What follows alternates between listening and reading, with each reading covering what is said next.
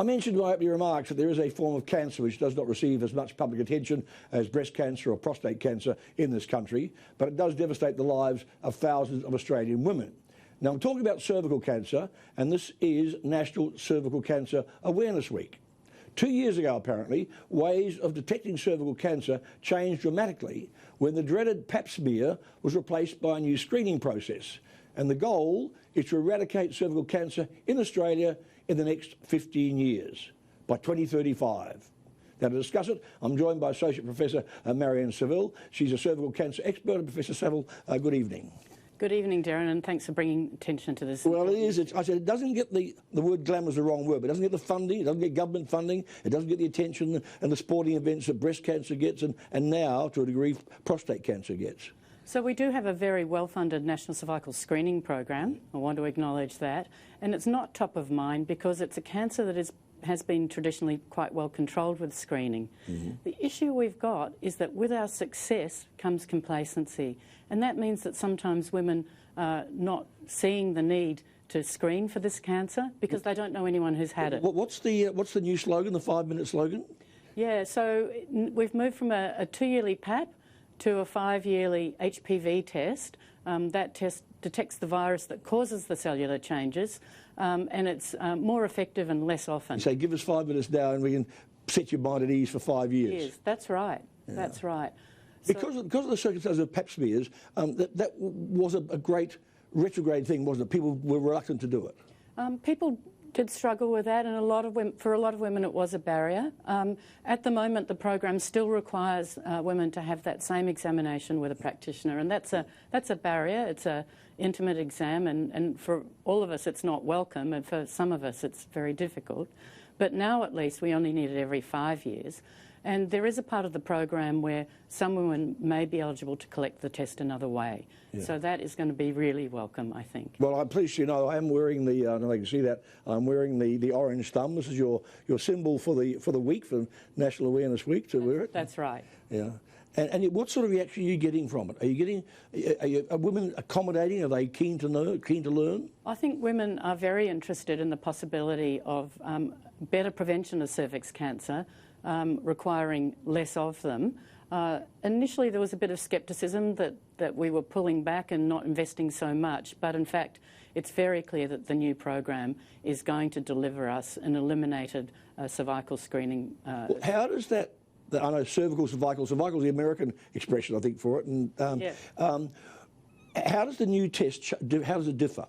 So at the moment in the mainstream program it differs with what we do in the laboratory. Mm-hmm. Instead of looking for the cells that might become cancer, we're using more modern technology to look for the virus that causes those cellular changes. Oh, okay. And now, from what I've been reading in recent days, and I was fairly ignorant about it, I'll admit, if you get it early enough, it is a cancer that can be cured. Yeah, I think it's important to point out that this is a screening program and not a cancer detection program, because what we actually detect in this program is pre-cancer. So we are preventing so many women from getting cancer when they have an abnormality on their pap smear. If they have a pre-cancer, then their gynaecologist is going to treat the cervix with a small procedure that doesn't involve any of the treatments you associate with cancer, because it's not invasive yet.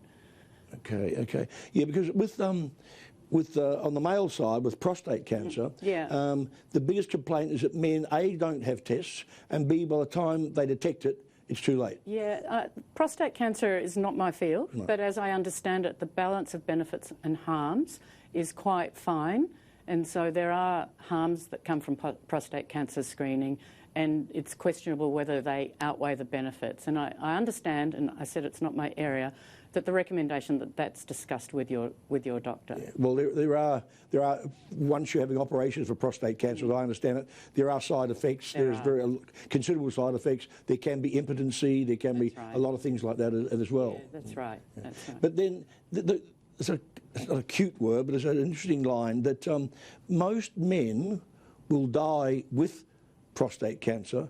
They won't die from prostate cancer. Yes, it's true that that overdiagnosis is much more of a potential problem in prostate cancer than in other cancers.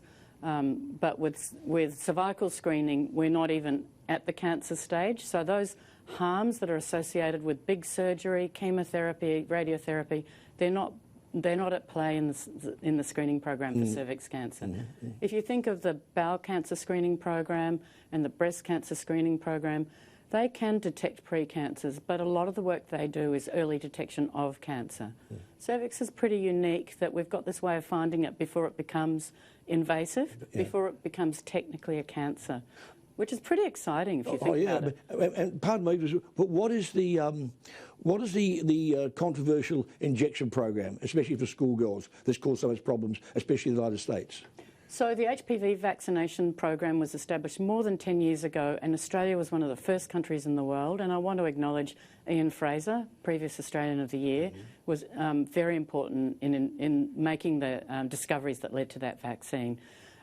It's not that controversial if you look at vaccination rates. About 80% of our teenage kids get that first dose of the vaccine.